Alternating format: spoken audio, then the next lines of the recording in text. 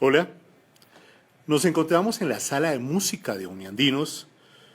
Nos acompaña la docente, lingüista, escritora, historiadora, investigadora, consultora, conferencista, tallerista, la doctora María Cristina Vega de Cicerí.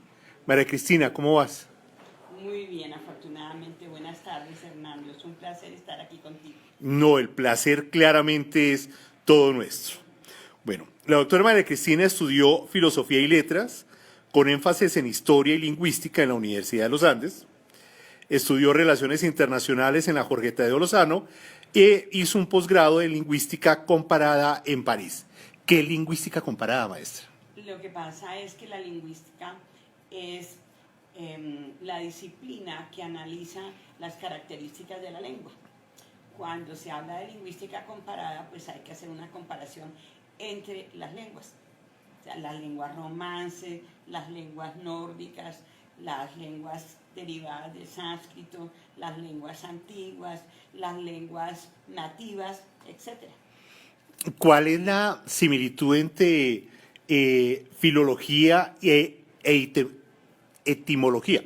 No, es que la etimología es el origen de las palabras. Sí. Y la filología en realidad es el estudio de las lenguas. Ok, súper, perfecto. Bueno, encontramos también que dentro de los reconocimientos internacionales tenemos sobre un libro muy interesante, un libro claramente reconocido aquí en Colombia, sobre la vida y obra del maestro José Eustacio Rivera y su libro La Vorágine.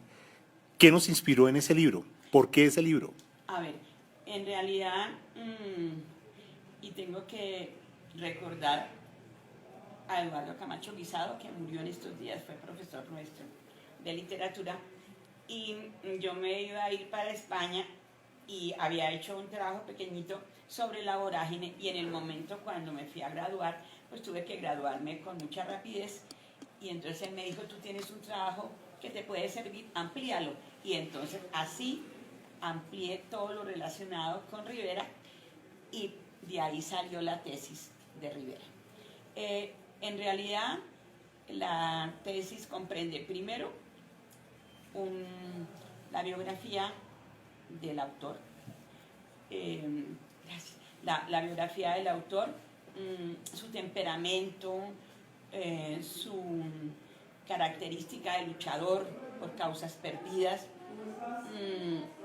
Digamos que me enamoré de ese luchador que fue José Eustacio Rivera, y eso lo plasmé en la tesis, y al mismo tiempo hice el análisis de la obra La Vorágine, que es extraordinaria, pues es la primera novela de carácter modernista en Colombia, la primera que abre el espacio de la novela terrígena. Pues es una obra en prosa, pero indudablemente se notan las características de poeta de José Eustacio Rivera. Tiene unas descripciones de la naturaleza absolutamente magistrales, y obviamente que la novela es una novela de espacio que se refiere exactamente a las caucherías en la parte oriental del país. Sí. Y es muy hermosa, con un lenguaje maravilloso y entrelazada con la historia de Arturo Cova y Alicia. Entonces, pues hice el análisis y presenté ese trabajo. El trabajo en la universidad pues me fue muy bien, porque fue muy bien recibida, saqué muy buena nota, pero posteriormente, con ocasión de los 50 años de La Vorágine, se hizo un homenaje a José Eustacio en el tiempo, y Hernando Santos me llamó para que yo participara en ese suplemento, y entonces hicieron una página especial sobre Rivera, y yo fui la autora. Gloria Valencia Castaño, que tenía en esa época el Correo Cultural, entonces se interesó en eso, por lo tanto ella me hizo una entrevista y la pasó para Europa, y entonces por eso mi tesis ha recibido varios reconocimientos. El gobierno de Guatemala también me dio un reconocimiento por intermedio de Barrios Peña, que era un embajador que había aquí en Colombia, y conoció el texto y le gustó muchísimo. Y también me dieron para ese mismo, por esa misma producción mía sobre la vorágine, me dieron la medalla cultural Rubén Darío de Chile. Ok. Esa fue otra mención también que me dieron. Y me dieron en Neiva, me dieron una medalla que se llama Tierra de Promisión. Excelente, maestra. Y siguiendo con el tema de las letras, de la escritura, en su faceta de escritora, ¿qué nos puede contar acerca del libro Prohibido Reír? Prohibido Reír es un libro sencillo, es un libro producto de mi imaginación en realidad y de mi experiencia como niña, porque de pequeña yo tuve la fortuna de tener una maestra espontánea que vivía al frente de mi casa. Era una En Villeta. En Villeta. Okay. Era una señora mayor que tenía muchas actividades, ponía inyecciones, tenía una mini escuela de enfermería, digámoslo así, y tenía unas manos prodigiosas que hacía flores y hacía muñecos de seda y forraba elementos, muñequitos. Y claro, yo pasaba y era demasiado pequeña y por supuesto muy inquieta. Entonces para tenerme quieta me colocaban en cada mano una flor o un pabilo o el tallo de una flor y me lo ponían a secar en mis manos. Entonces, así era la única forma que me tenían quieta. Pero yo veía todo lo que hacía ella y en realidad a mí me parece que la actividad de la señora Lasteña, que así se llamaba, influyó mucho en mi vida para yo convertirme en una persona que me gusta la docencia y la didáctica. Me encanta exponer. ¿Prohibido Reír se desarrolla en Villeta o en algo, en un sitio abstracto? En realidad es un sitio que puede ser cualquier región de Colombia. Okay. Es una especie de zona casi paradisíaca, cuando no había tantos problemas, ni secuestros, ni coca, ni todo lo que luego llegó. Pero en esa época, pues todo el mundo se conocía, era fácil encontrarse con la gente, todo el mundo se saludaba, no había el sentido del peligro y de la angustia que hoy se vive en cualquier parte.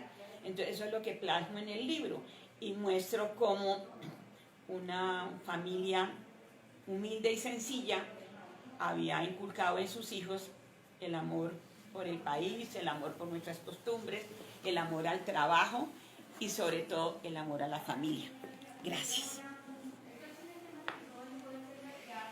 ¿Qué tanto influyó haber vivido en México para la escritura del libro?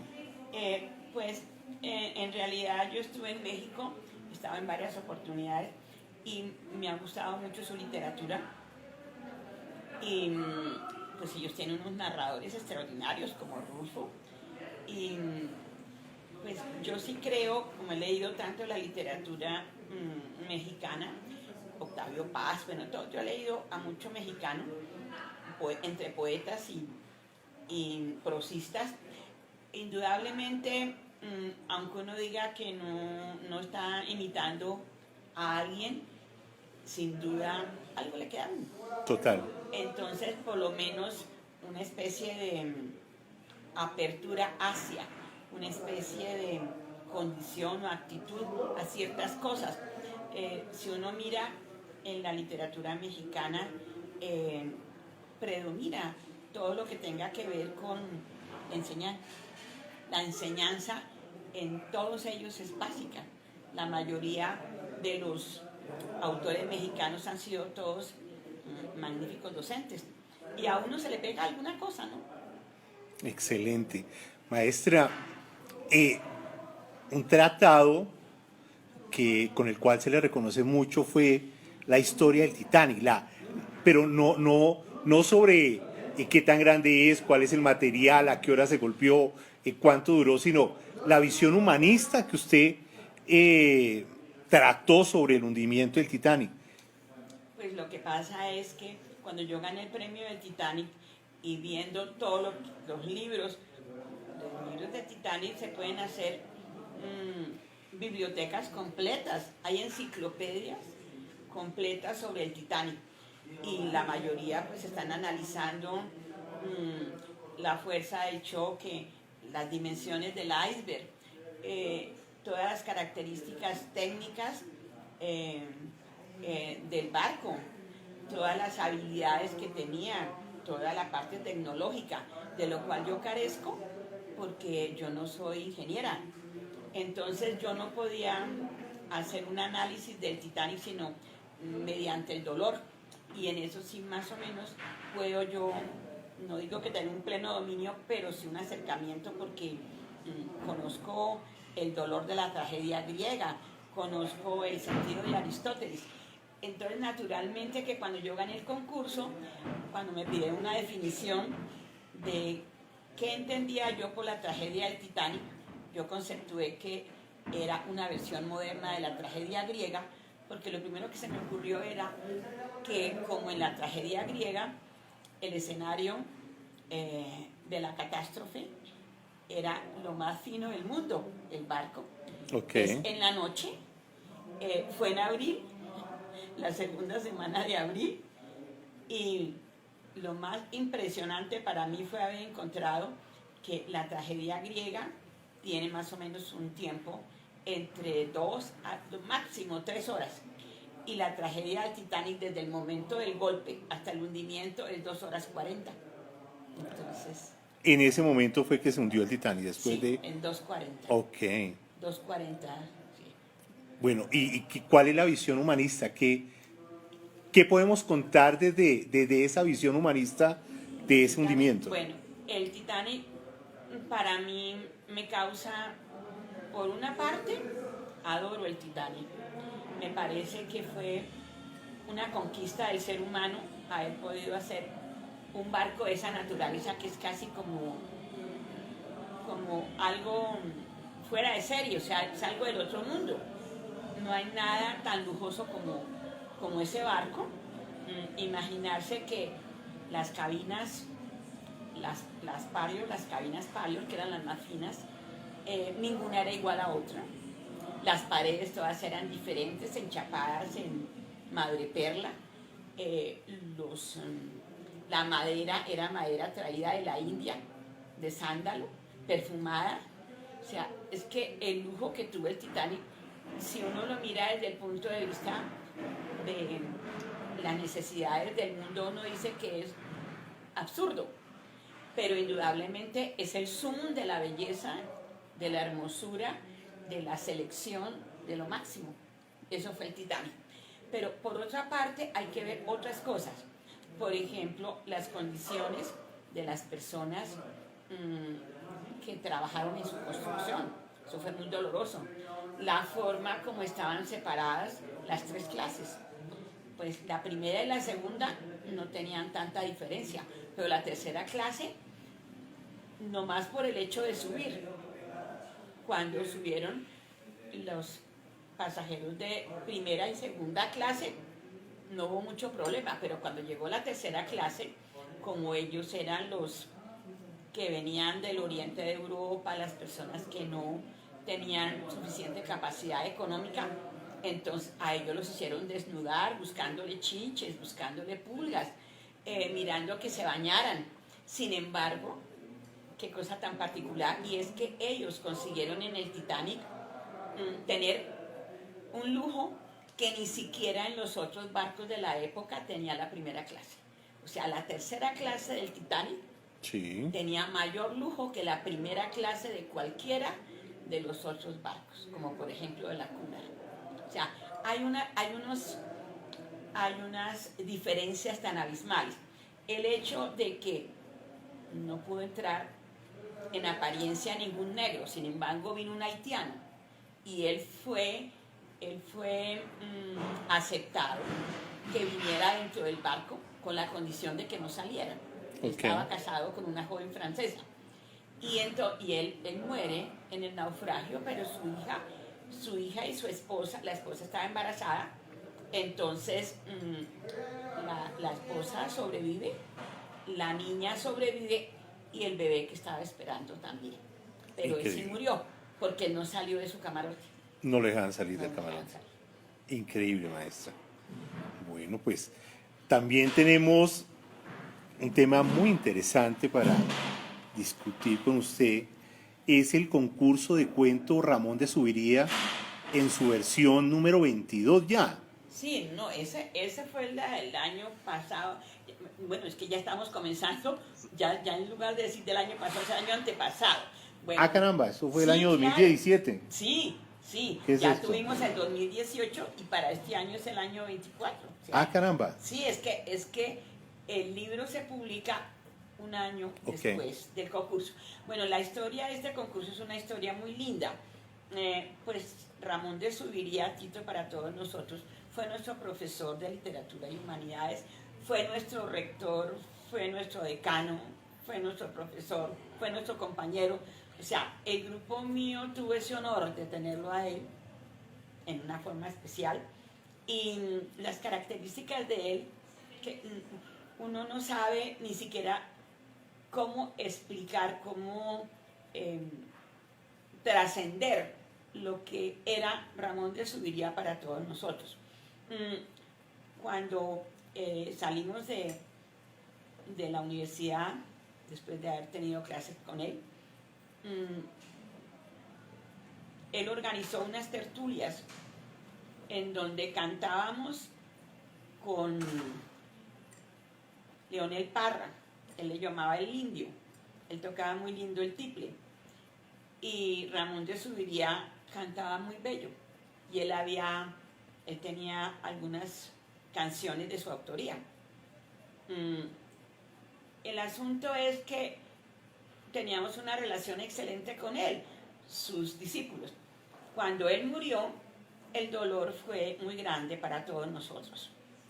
Fanny Miki tal vez fue la que mejor logró sintetizar el dolor de todos nosotros y ella dijo, en realidad Ramón de Subiría no tuvo hijos, pero todos los de filosofía y letras y sus discípulos en la Universidad de los Andes fueron sus hijos. Excelente. Eso fue lo que ocurrió. Entonces fíjate que yo pues fui de filosofía y letras y tuve con él clases sobre literatura española y también algunas relacionadas con literatura hispanoamericana. No entro en detalles porque fue bellísimas sus clases, una persona encantadora. Pero Jorge Enrique Franco, él era ingeniero y él también fue discípulo del maestro, pero él era, como te digo, ingeniero. Y entonces él también le tenía un profundo cariño, como todos sus discípulos. Cuando él murió en el 94, entonces consideramos hacerle un homenaje al maestro Ramón de Subiría. Después de pensar muchas cosas, Jorge Enrique consideró que era muy oportuno hacer un concurso en su honor y entonces por eso instituimos con un poco de esfuerzo el concurso Ramón de Subiría. Se presentó a la asociación, a la junta directiva, nos lo aprobaron y a partir de ese momento pues hemos contado siempre con el apoyo de la junta directiva y la administración de la asociación. Ahí nos cuesta mucho trabajo es conseguir los jurados. Ok. Los jurados. ¿Por qué, maestra? Porque casi nadie está predispuesto a leer cuentos.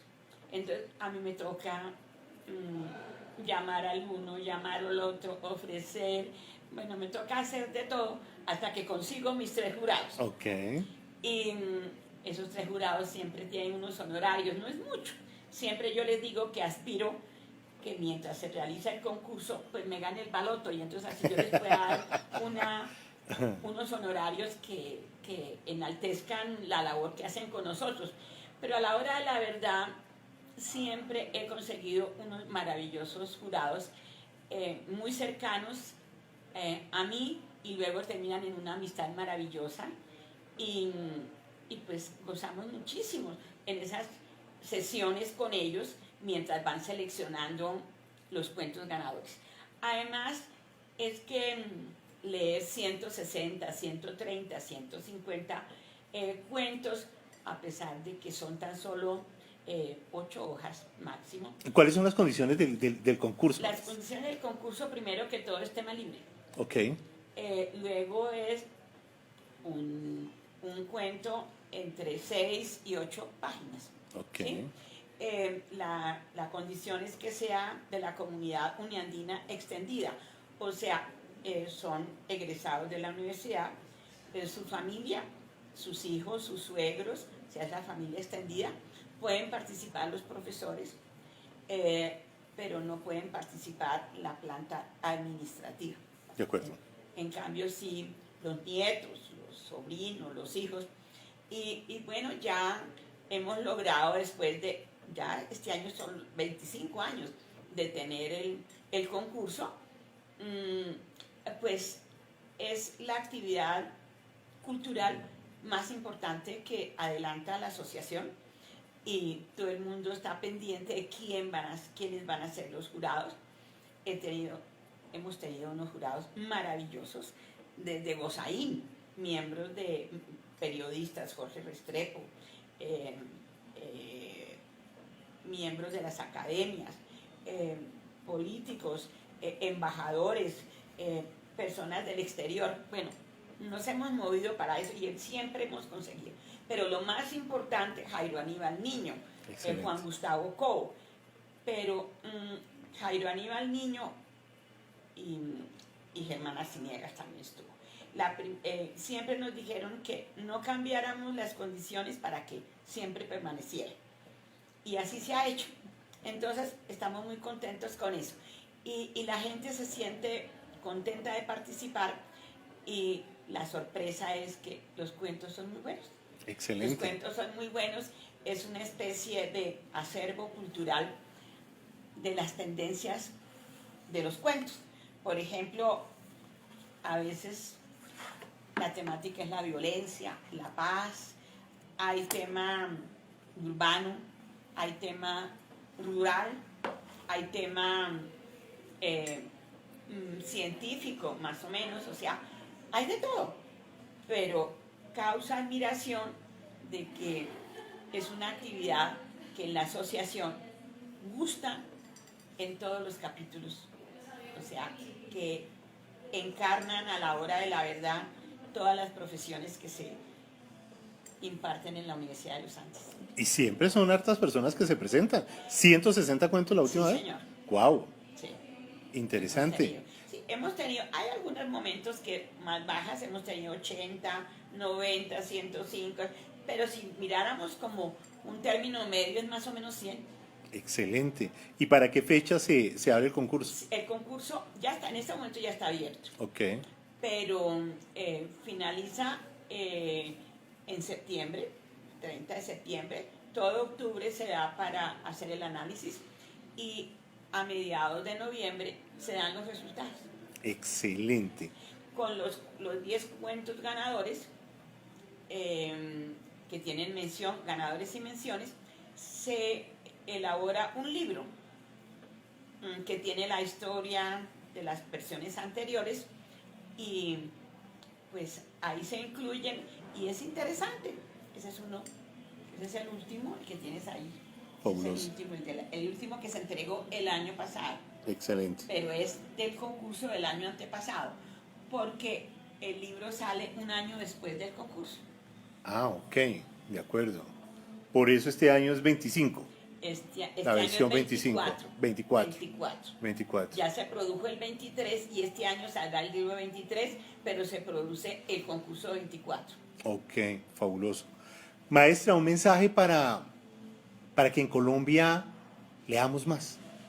Pues mira, eso sí es vergonzoso, que nosotros en el convenio PISA, que son 68 países, y tenemos siempre el puesto como 65. Uy, ¿qué Una es eso? cosa así por el estilo. Pues desafortunadamente no sabemos leer. Y no sabemos leer. Y ahora con el problema de internet, entonces no se saca gusto por la lectura. Entonces, sí es importante leer, aunque no se lean enciclopedias completas. Hoy en día muy difícilmente va a leerse el Quijote. El Quijote pues, es muy grande, muy largo.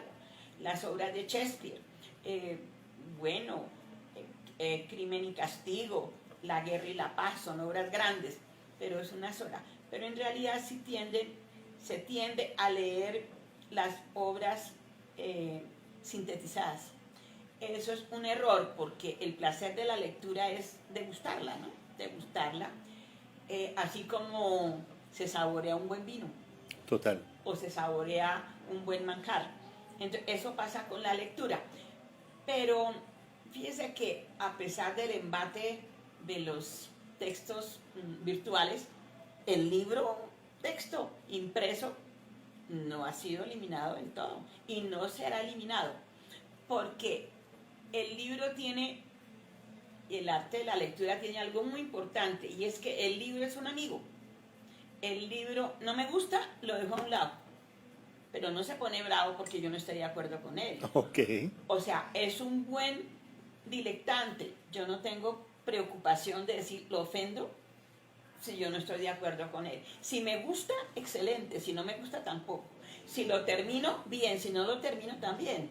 Lo dejo de leer y lo pongo por ahí a un lado. Y al rato o a los años me acuerdo, lo encuentro nuevamente, lo recupero y continúo en la lectura. O sea, el libro es el mejor amigo. Nunca me censura si yo lo olvido. Ok. Y si yo lo reencuentro, yo soy feliz y el libro sigue siendo el mismo. ¿Sí? Tendrá polillas, tendrá ácaros, pero es el mismo libro. O sea, es algo muy lindo. Ahora, una forma para que uno aprenda, para que los niños tengan el hábito de la lectura, es que aprendan a pasar las hojas de libros grandes. Por ejemplo, los directorios telefónicos son excelentes para que los niños pasen la hoja. El tacto de los niños con las hojas, eso es básico, eso no se puede hacer en un texto virtual. En una tablet no se puede hacer eso. No se puede hacer. Ok. Ese Sí. es el encanto de la lectura. Ahora, la lectura es una madre incomparable para la sabiduría, porque así lea 4 renglones. Me inspira algo. Estoy de acuerdo, no estoy de acuerdo. No me gustó, sí me gustó, pero algo me tiene que dejar. Uno no es el mismo después de leer un libro. No, de ninguna manera. Es una experiencia. Total. Es una experiencia y algo le deja. Entonces, a mí me parece que lo importante es leer. Lástima que nosotros no tenemos el hábito de la lectura bien forjado, pero hay otro problema más grave: los costos.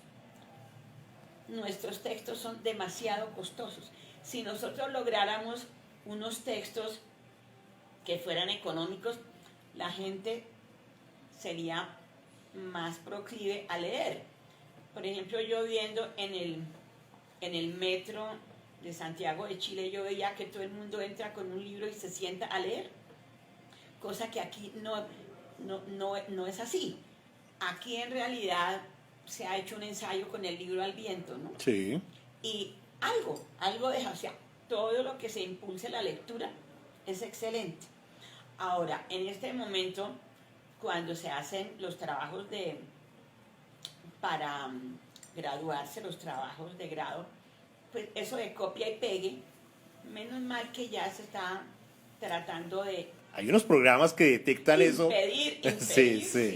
impedir que haya plagio. Pero con todo y eso, alguna cosa se pasa. Ok. Alguna cosa se pasa.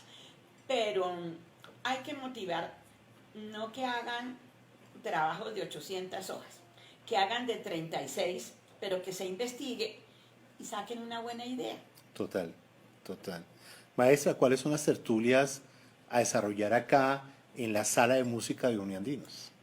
Tenemos instaurado desde el año pasado 2 veces al mes, los miércoles, en ese espacio hacia las 4 de la tarde, para la gente mayor que ya no quiere hacer otra cosa, que tiene tiempo disponible, que ya no trabaja, pues venir a hablar de cosas interesantes. Entonces, hemos hablado precisamente sobre la vorágine, hemos hablado sobre algún autor especial, hemos traído a profesores de la universidad, hablamos sobre Gretel Werner, que fue directora de Humanidades, que una persona muy querida para nosotros en la universidad. En fin, en realidad no se han hecho muchas porque es un espacio reciente. Se está hasta ahora implantando, o sea, la tertulia no podemos decir que vienen 80 personas, no, porque estamos creando y motivando para que la gente venga y es abierta. Pueden venir inclusive personas que no sean de la asociación porque es el placer de compartir. Total. Es el placer de compartir. Entonces ha sido muy interesante y este año la primera que vamos a hacer será pues repasar la vida de José Eustacio Rivera, que precisamente el 1 de diciembre se conmemoraron los 90 años de su muerte. Del año 2018. 2018, sí señor. Ah, caramba. Él murió en Nueva York el 1 de diciembre de 1928. Perfecto. Bueno, desde este maravilloso escenario, con ustedes la maestra María Cristina Vega. Maestra, muchas gracias. No, encantada, Hernando. Ha sido un verdadero placer porque, bueno, hablar de los temas que me encantan, pues soy feliz. Súper, todos felices. Y con una persona tan encantadora como tú, pues indudablemente que ha sido una tarde memorable. Maestra, muy querida, muchas gracias. No, Un abrazo. eso Gracias. digo yo. Muchísimas